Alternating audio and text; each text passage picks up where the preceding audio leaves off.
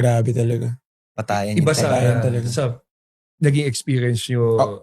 Ako kasi 1 year ko lang siya nakasama. So coming from high school, sabi ko, okay, kumpiyansa ako kasi medyo ako one of the main guys ng high school. Tapos dumating siya, first year rin yun sa atin yung grabe, hirap talaga. Like, mga Kailangan mo i-prove yung basic. sarili mo sa practice pa lang. Tapos meron kami pumunta kami ng Baler. Yun. Grabe. Para siyang bootcamp building. talaga. Walang basketball. As in sa beachfront lang kami.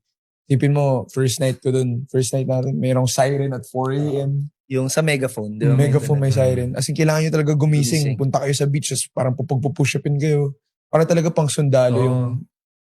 Tapos, may mga parang challenges kami dati nun. Kailangan mo mag-relay papunta sa tubig. Sa Baler, ang lakas ng alon dun, di ba? Surf. So, parang kailangan nyo mag-relay tag. Tapos may mga... May jog rin may mga jogging kami doon. Wala namang nalunod. Muntik na. Muntik na. Muntik Si lang. G-Boy. Si G-Boy, Babylonia. Delikado yun. Ginawa nyo. Alala. Tapos meron doon mga challenges. Kunyari, yung first day mo, kunyari, 2-kilometer run ka lang. Kung hindi ka umabot sa time na kailangan mo matapos, dagdag ka 1 kilometer the next day.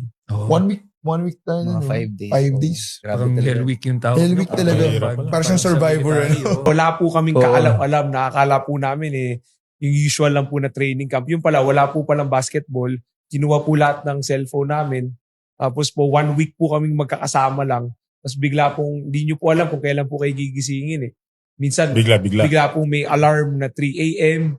Tapos po, magla-lunges kami sa buhangin. Tapos lalangoy din po kami. Tapos syempre, iba nyo pong kasama, hindi naman po marunong lumangoy.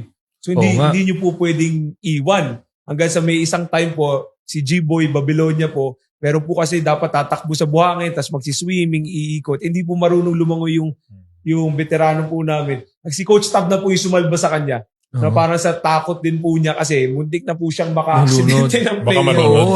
Siya na yung sumave. Opo, siya na po, sigaw na rin na sigaw. Pero doon po nabuo yung ano po namin yung tinatawag nga